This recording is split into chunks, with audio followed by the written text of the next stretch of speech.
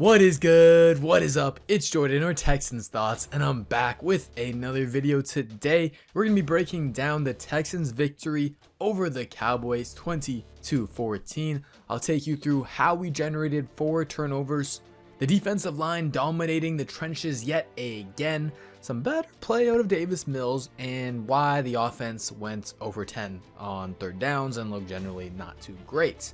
If you enjoy, please do hit that like button, subscribe for more content, and comment down below your thoughts on the game. Alright, let's break down the film between the Texans and the Cowboys preseason, because the film don't lie.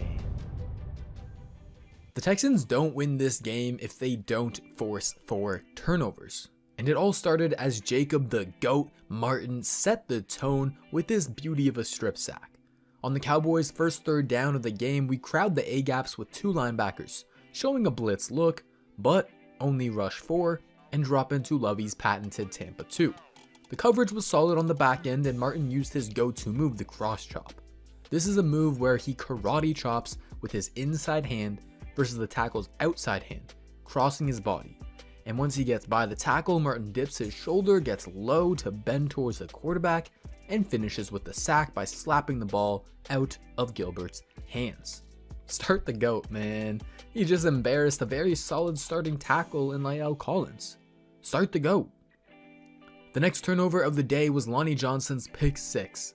And at first glance, it would be easy to think that Lonnie just got lucky and, he was in the right place at the right time. Well, that second part is true. He was in the right place at the right time, but that's because of his ability to read the quarterback's eyes. Seeing that he wants to go to this vertical by the slot, and using his aggressive instincts to break on the ball before it's even thrown.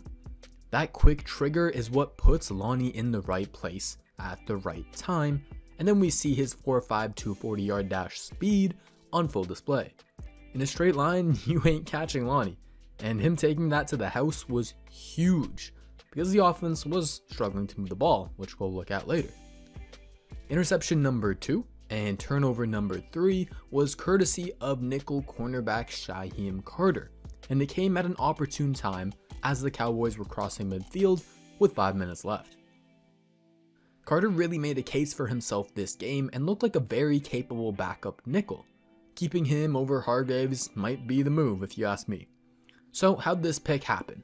Well, it was obviously a bad throw by DiNucci here, as he never saw Carter coming. But why is that? Well, pre-snap, this looks like it could be man coverage, maybe cover 1 hole, a play call I broke down in my previous video, and one that Lovie likes to call so far. So with Tremont Smith bailing in off coverage so quickly, it looks like this curl should be open in the flat. But what DiNucci doesn't realize is that it's cover 3, not cover 1. Thus, this deep corner is bailing into his deep third rather than off man coverage, and Carter has a flat zone where he can get his eyes on the quarterback, read it all the way, and gets gifted the pick. Good combination of mixing up coverages and execution by the defense. Turnover number 4 to put the game away was also thanks to Carter, and this time in Tampa 2. This pick really shows how important it is to have a rangy, athletic nickel cornerback who can help out those linebackers in the middle of the field zones. Again, you see Carter reading the quarterback's eyes, and the Cowboys are trying to high-low him here with a curl post concept. And the beautiful part is that Carter never needs to look behind him. He understands common route combinations and can keep his eyes on the quarterback while gaining depth, and then breaking into a sprint once he sees the quarterback winding up for the throw. Great positioning, great effort to reach out and get hands on the ball, then a great job by Brooks to be aware on the tip drill and seal the game. Those turnovers were massive in terms of the Texans winning the game, but the other part on defense that stood out to me was the domination in the trenches. We racked up 5 sacks on the day and held the Cowboys to just 3.2 yards per carry. Let's start with the pass rush, where Charles Omenihu had a great preseason debut. You just can't disrespect him by asking a tight end to block him. Charles is too strong and uses his hands really well here, getting into the chest of the tight end and just tossing him aside with a powerful outside hand club to disengage. Furthermore, Lovie Smith did well to scheme up twists to get his defensive line free lanes to the quarterback. Really simple tackle and twist by Collins and Charles here, and they capitalize on a backup Dallas left tackle and left guard who look lost. Watch how Collins takes the left guard outside and into the left tackle, while Charles makes a quick move inside for the easiest sack of his life. These small schematic aspects were on display all game, and it's nice to see us execute them well. It doesn't have to always be the defensive end who gets the sack on these twists. Lopez does Collins' job on the previous play, attacking the tackle after lining up in front of the guard. Then, it's hard to see, but he swipes away the tackle's hands and gets to the quarterback in 2.5 seconds. Another player who really stood out on the D-line was Demarcus Walker. You love to see the power on this rush, but it's set up with good technique. First, he has a subtle head fake inside to set up the outside rush. That gets the tackle to flip his hips completely towards the sideline and play with high pad level. But it's not an outside speed rush. Walker gets low to the ground, winning the leverage battle and bench pressing the tackle's chest right into the quarterback's lap for the sack. Demarcus Walker proved he deserves a roster spot as he was active all day long, just embarrassing this tight end with his power yet again and forcing the quarterback out of the pocket and into a hurried, inaccurate throw. This is a good time to transition to the run defense, where the Cowboys went for 30 carries for 95 yards at 3.2 a pop. Walker had a nice TFL here, where again, don't disrespect their defensive ends with tight ends, man. Great technique, getting low off the snap, shooting his hands inside, and then shedding with a nice arm over move to get into the backfield. Furthermore, we already saw how twists can help generate a pass rush, but the confusion they cause can also help the run defense. Here, Blacklock takes on the guard and tackle, and Lovie adds another dimension by blitzing linebacker Christian Kirksey to occupy the center. Then Martin loops inside behind those two and has a free run to the running back. Another guy who's consistently performed in these two games, but might not be as flashy as our other defensive linemen, has been Jaleel Johnson.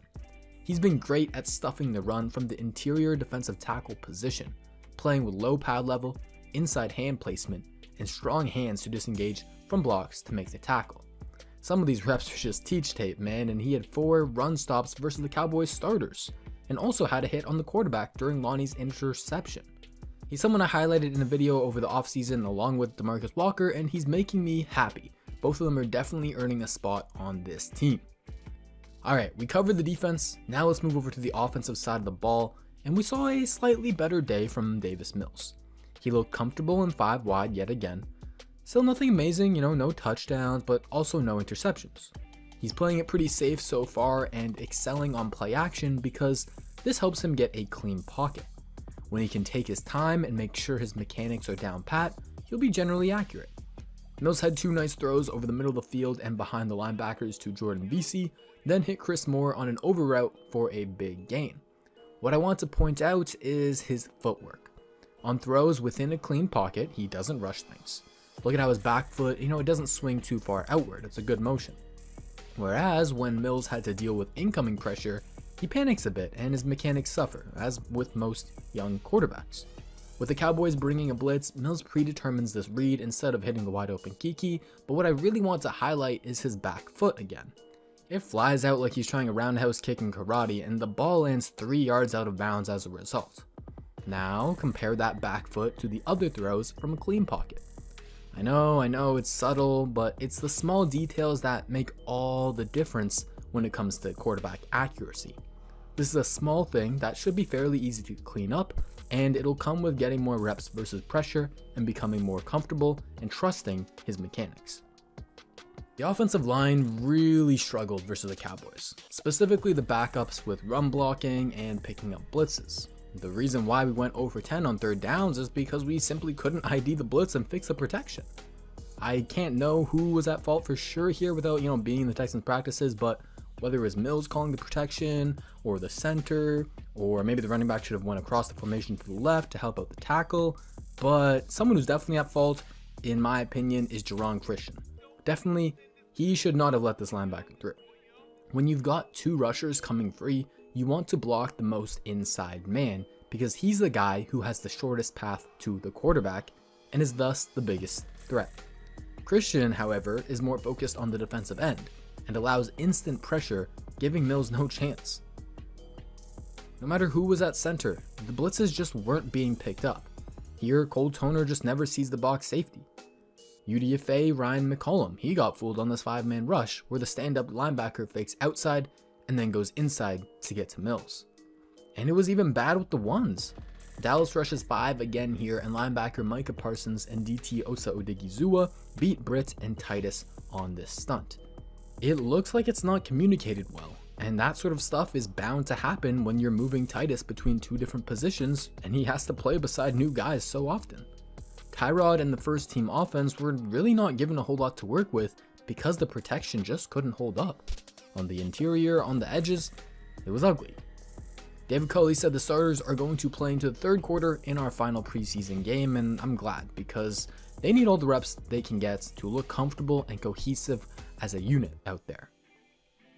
The run blocking was not great either, specifically once Justin Britt went out of the game. Justin McCray and Jerron Christian, they ruined a few plays that had potential, and I really hope they never have to see the field, to be honest. The 4th down call was also bad. If you're gonna run it, first of all, don't do it out of shotgun, and second of all, give it to Mark Ingram instead. In addition, the execution was even worse.